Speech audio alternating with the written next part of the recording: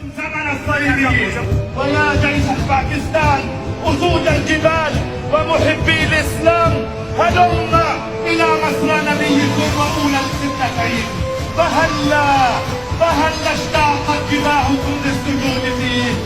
ويا جيش تركيا يا أحفاد السلطان محمد الفاتح وعبد الحميد هلم إلى ساحات المسجد الأقصى فقد ضاقت برؤيتكم.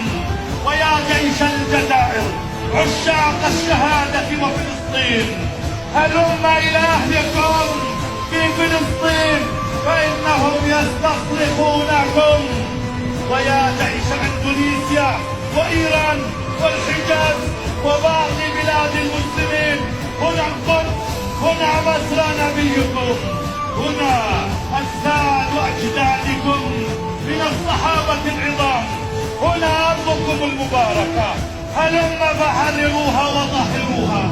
يا جيوش المسلمين عامة نخاطبكم بقوله تعالى يا أيها الذين آمنوا ما لكم إذا قيل لكم انفروا في سبيل الله اثاقلتم إلى الأرض أرضيتم بالحياة الدنيا من الآخرة فما متاع الحياة الدنيا في الآخرة إلا قليل.